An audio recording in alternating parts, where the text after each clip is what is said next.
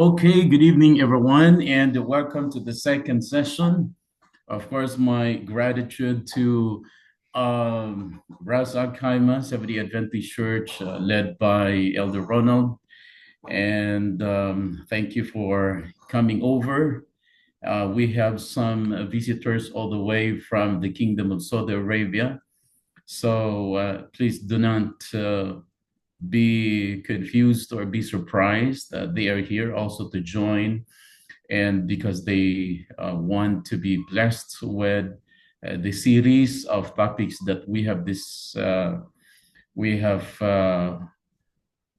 we ought to be conducted. Take note that this family seminar togetherness is a worldwide celebration to all the four corners of the earth. But if you noticed, I renamed every topic and I incorporated and arrange it logically in such a way that it is much more relatable. And so, again, welcome all of you. We have our brothers and sisters from Daran, Seventh-day Adventist Church, from Taif family, from Kubar, and from Jubel and elsewhere. And of course, welcome our two churches in tandem as hosts. We have Ras Al Khaimah Seventh-day Adventist Church, led by Pastor Ajay and the rest of the pastoral staff. And also we have Fujairah, Seventh-day Adventist Church, also still under the pastoral jurisdiction of Pastor Ajay Matthew. Okay, now last night we talked about the first topic. During the first session, we discussed the topic or entitled Home Designer. We've discussed about marriage as the very foundation of family. Marriage is God's gift to all of us. He designed, not just planned, but He designed as a gift to humanity during the creation account. And He is the author of marriage, and it is not a nut of the state. You know, marriage is an inviolable social institution considered to be the smallest unit of community and the very foundation of a family. Tonight, friends, brothers, and sisters, let me present to you another interesting topic. And this topic is entitled, wait a minute, I'll just give me a minute. Okay, that's the title. Who are we? All right. Who are we? Mission of an Adventist home. Again, number two topic for the second session is entitled, Who Are We? Mission of an Adventist home. Now, we will start reading directly from the book of Matthew, chapter 7. Now, to avoid confusion, the literary context of this particular series of verses that I'm going to read to you is primarily applicable to false teachers. But the reason why I use this as an introduction, as an analogy of parents and at the same time children akin to the way they train and nurture their children. Now listen to this in verse 15 of chapter 7 of the book of Matthew. Beware of false prophets who come to you in sheep's clothing, but inwardly they are ravenous wolves. 16. You will know them by their fruits. Though men gather grapes from thorn bushes or figs from thistles, even so every good tree bears good fruit, but a bad tree bears bad fruit. A good tree cannot bear bad fruit, nor can a bad tree bear good fruit.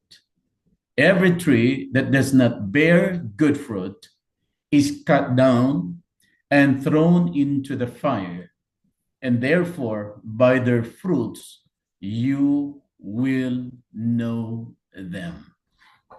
By their fruits, you will know them. Now, if we use this biblical interpretation, I mean, this this passage from the Bible and apply it to our respective families, we can say, like, your family is being judged and identified to according to religion, according to education, according to our environment, according to our upbringing. Well, it's not 100% all the time, but basically, we used to have that kind of mentality. And that is why this church is giving strong emphasis for purposes of training and exposure to all our children right from the womb until the tomb. Do you see how our church is actually taking care of the different aspects and needs of every members and every individual member of our church? Take, for example, for the kids, aside from the youth department, we have children's ministry. We even have a different special ministry or department only for the family. We call it the family ministry. We have women's ministry. We have Adventist men. We have a lot of ministries.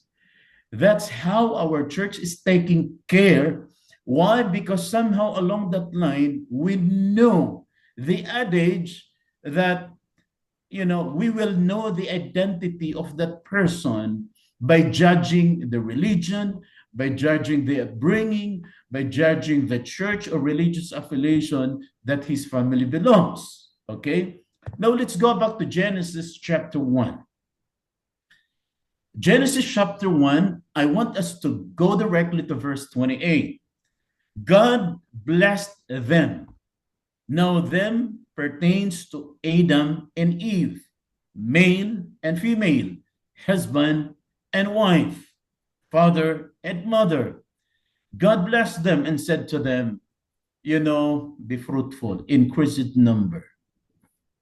We are talking about a quantifying blessing. We're talking about saturation. We're talking about occupying. And what is going to be occupied is none other than the earth. The earth is huge. The earth is massive. The earth is big. And so there is an instruction, there is a mandate from God himself that when he designed Adam and Eve, he designed them to procreate, to multiply, to produce more offspring, to become a blessing, to reach the four corners of the earth. Now, we always use 28 and 29, especially 28, as part of, the motherhood of verse, as a biblical principle for stewardship, because it was here that God himself delegated to humanity, not just to propagate, occupy, but to take the lead to rule and have dominion. Now, I want you to concentrate with filling the earth and subdue it, meaning there is a mandate, there is a command for people to establish respective families.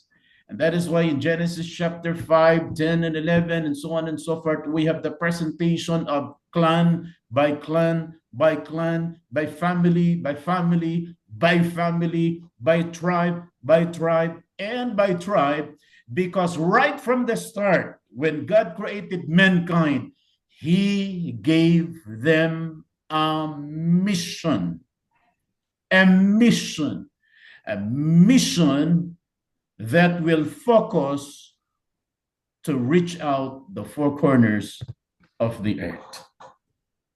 Try to take a look at Genesis chapter 1, 26-28. I'm going to present to you Adam and Eve, and eventually together with his family, members of the family, was introduced, though there was a tragic incident that took place when Cain killed his brother Abel. But in the next chapter, there was another blessing. There was another son born after this family in the name of Seth. Now, as we continue in Genesis 6-9, we have also the presentation of Noah and his family. As we continue, despite the building of the Tower of Babel and the confusion, okay, that took place because of the rebellion, starting chapter 12 to 19, we have the presentation again of another family. In fact, this becomes the source and considered to be the father of many nations, and so on and so forth during the time of the other patriarchs. In other words, brothers and sisters, from one generation to another, God has a specific family or tribe or clan to fulfill the mandate that he entrusted as early as Genesis chapter 1, that you will exist in this world for nothing. Your family exists in this world for a purpose. And that purpose is actually the fulfillment as part of the original plan, the way God designed every respective family. And so tonight, friends, brothers, and sisters, I want to let you know, I want to remind you, despite the differences, backgrounds of our respective family, be blessed and be happy that you can be identified and be part of your family, because you are one to fulfill the mission that God entrusted to you and to your family. Now let's go back to this. God created the very first family with mission in mind. Through Adam and Eve and their descendants, and later through Noah's descendants, God planned to fill the earth with families as image bearers. Last night, I explained to you the meaning of image and likeness, meaning when he created mankind, he gifted them with the capacity and the ability to enter into a loving relationship, so that this mankind created and designed to, according to God's image and likeness, will reflect the character of God, and his glory will be illuminated through them. And that is one of the purposes. In Genesis 12, after the scattering at the Tower of Babel, God again initiated with Abraham. He specifically chose Abraham to continue the mission that he designed back in the Garden of Eden. Abraham would later become the multi-generational covenant. God promised to bless all the peoples of the earth through Abraham and also his descendants. And now in Genesis 18, God reveals his strategy to ensure this plan, this generational faithfulness. In this context, I'll read to you, Abraham will surely become a great and powerful nation, and all nations on earth will be blessed through him. For I have chosen him, so that he will direct his children and his household after him to keep the way of the Lord, by doing what is right and just, so that the Lord will bring about for Abraham what he has promised him. And so in this context, brothers and sisters of God's global centuries-long covenant, you are part of it because we belong to the spiritual Israel. Abraham was to love God and be a blessing to the nations around him, and to disciple his children to go and to do likewise. The same is true with us belonging to these modern families. One, we are blessed because God entrusted to us this family, including, of course, our children. Now, if it happens, you who are listening tonight, if your role is a mother, be blessed. If your role is a husband and a father, be blessed and be grateful, because just like Abraham, you can be a blessing to the community and to the nation around you. But at the same time, you will have the privilege and the opportunity to disciple your children to do the mission together with your entire family. All right? So every generation, God has been preserving his own. not just to exist without a purpose, but to exist to carry his name. I remember the prayer of Daniel in Daniel chapter 9.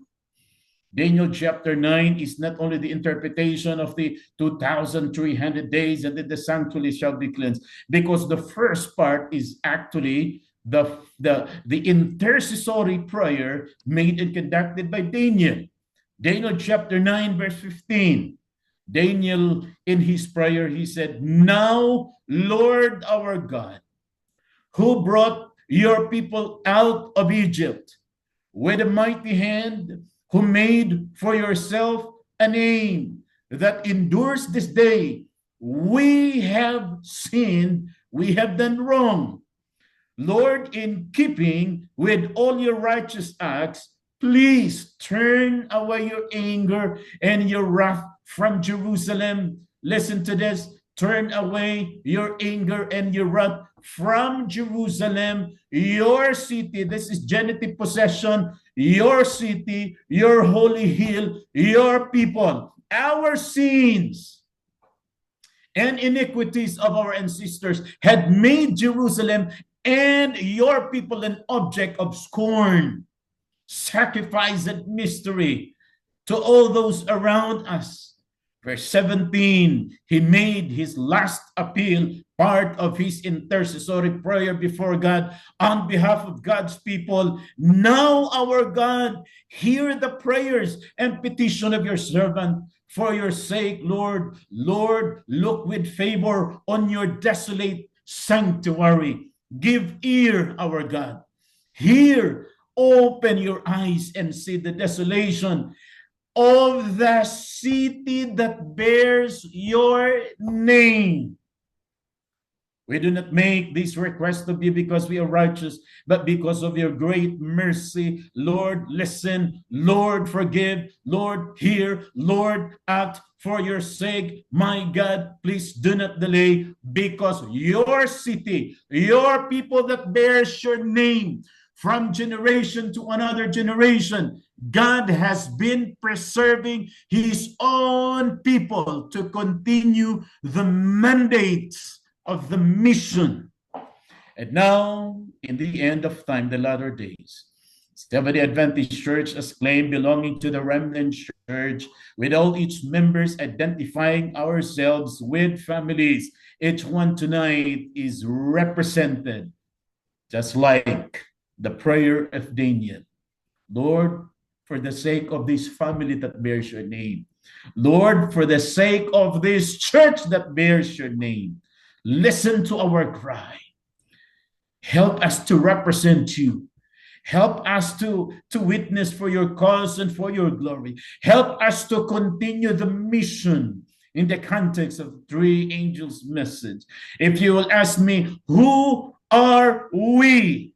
We are members of the Seventh-day Adventist Church. We are members of the Remnant Church.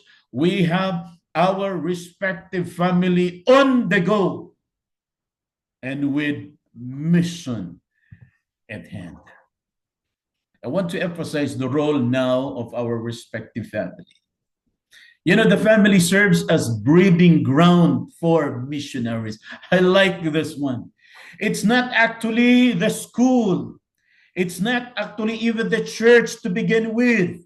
The breeding ground for missionaries is our blessed home, because it's a primary context where individuals are instilled with faith, with values, and the motivation to serve, providing the foundation and support for both professional missionary work and everyday missional living within the home.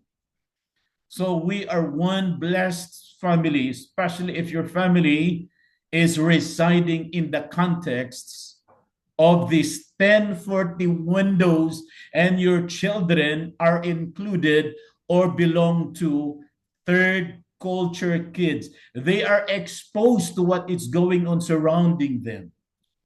Consider it a blessing. Families provide the emotional, families provide the spiritual training, as well as potential practical support that encourages members to embrace a life of service, whether through a global religious work or localized acts of faith. Now, in the Seventh-day Adventist context, the family still the same, considered as a vital training ground or the breeding ground for missionary. Do not underestimate our programs being provided to us, different programs from the church, different department, children's ministry, youth ministries, like Adventure Club, like Pathfinder Club, like the Senior Youth, like Ambassador Club, because they are best tool and avenue for our children to be exposed and eventually raised with a missional mindset. Children raised in missionary families are often integrated into mission service from a very young age, participating in evangelistic efforts and embodying Christian values within the home and community, which fosters their own calling to ministry eventually when they grow old and mature.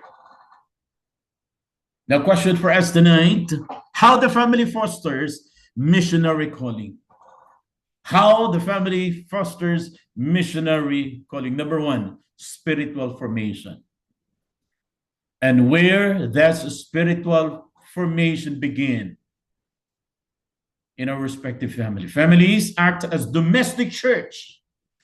We have our morning worship, evening worship, family gathering, family Bible study. Please do not neglect, please do not underestimate, despite the busyness of life, because eventually, after all, our ultimate goal is for this family of ours to be a center of influence and training ground and breeding ground for missional minded young people. Families act as domestic church, a space where faith is nurtured and passed down through prayer, through teaching, consistent participation in religious and church activities. That's number one, spiritual formation.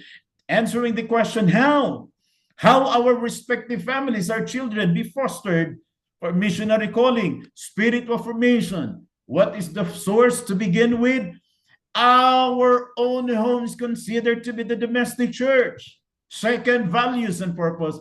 Children raised in religious household with spirituality environment often develop a sense of vocational calling, leading them to pursue a missionary work or service as a direct response of their what? Of their upbringing. Because virtues, values, and purposes leading to be having this kind of mindset starts at home. Number three, support system. The family provides emotional, practical, prayerful support for individuals engaged in missionary work, creating a breeding ground of encouragement and understanding of this often challenging path. Why? The family becomes the best tool for training ground because it has the best support system. Next, modeling service.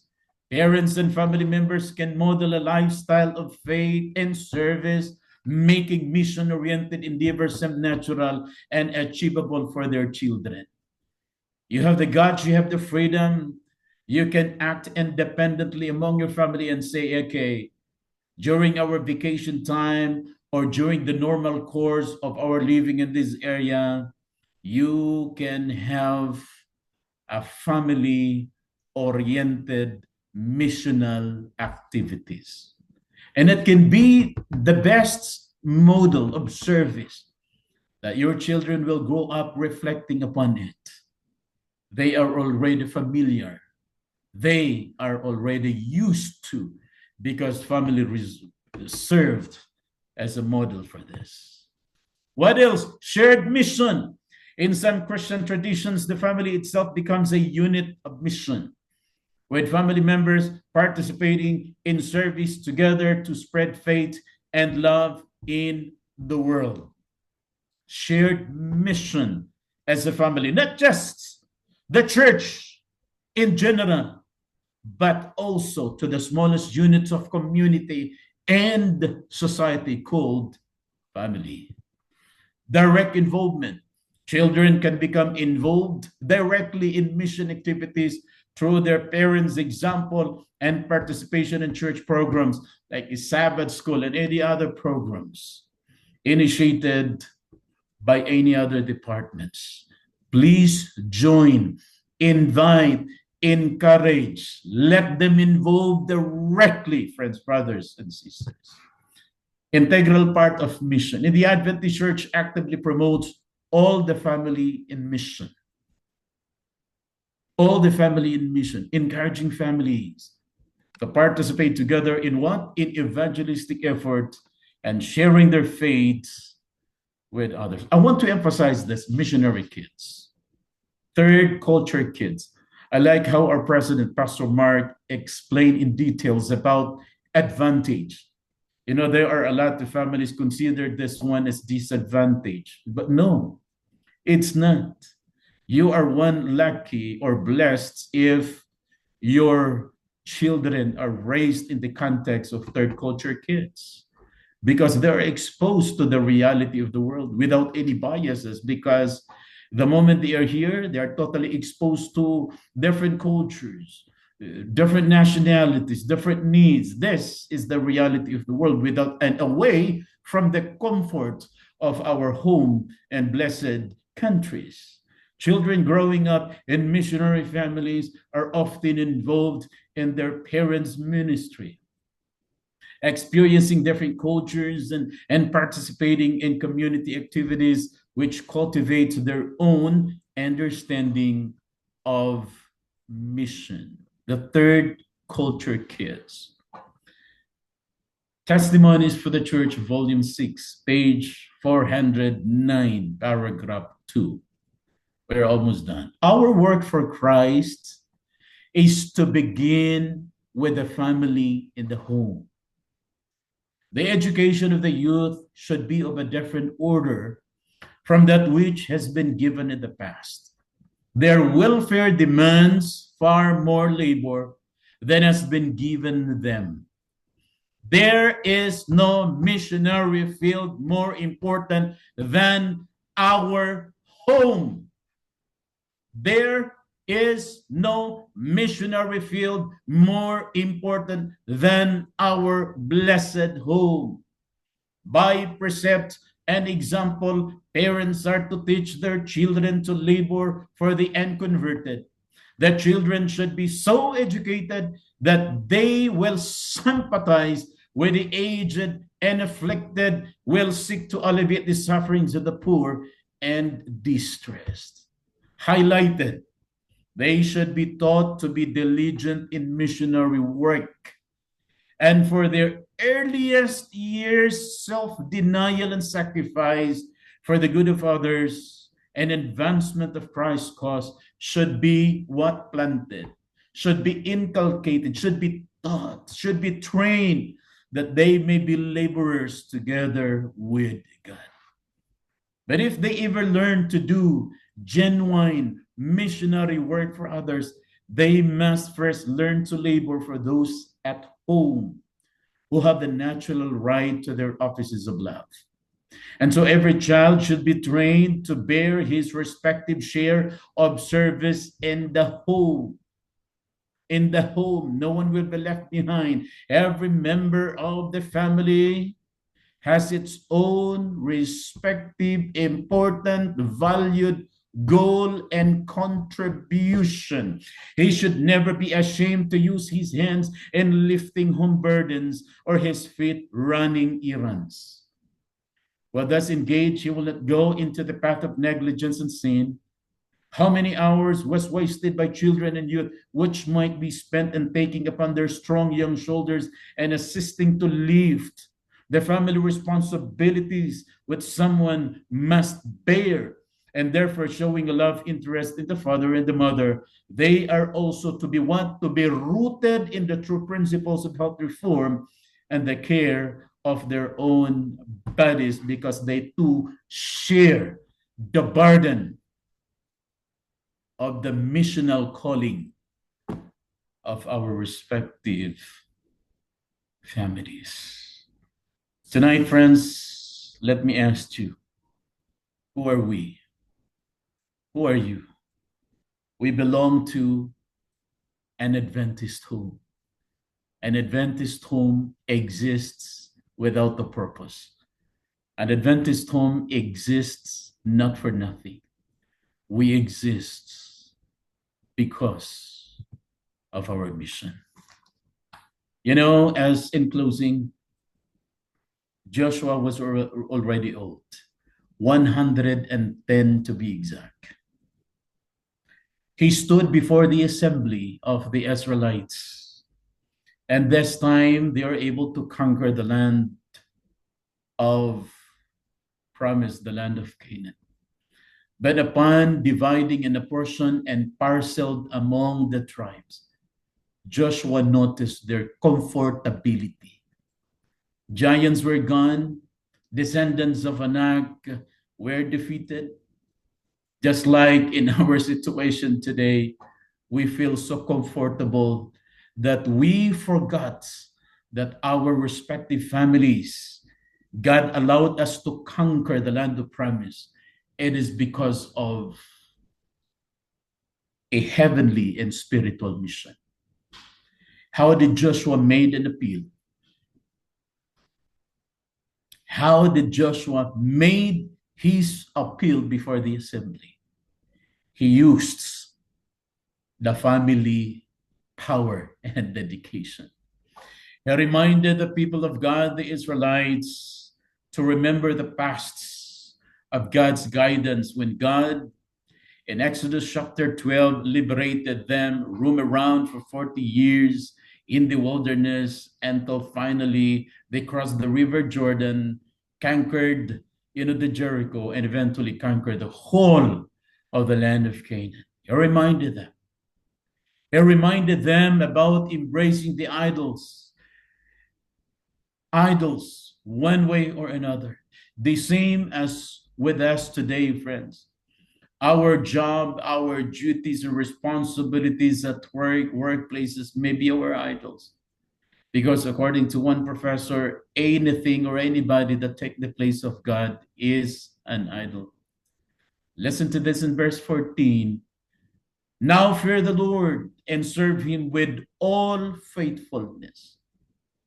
Fear the Lord and serve him with all faithfulness. What about your family? To those of you, upon my hearing of today, do you fear the Lord? Do you serve him with all your fidelity, without any reservation whatsoever, even just 1% or a iota of doubt? Throw away the gods of your ancestors that you worship beyond the Euphrates River. And in Egypt, Euphrates, because it was the place where Abraham was called. In Egypt, when Moses was given instruction to liberate God's people during the time of Exodus. Throw away the gods of your ancestors, friends, brothers, and sisters. Anything in this world in place of God considered to be gods, not just of ancestors, but our gods of today. But if serving the Lord seems undesirable to you, then now is the best time to make a major decision of life.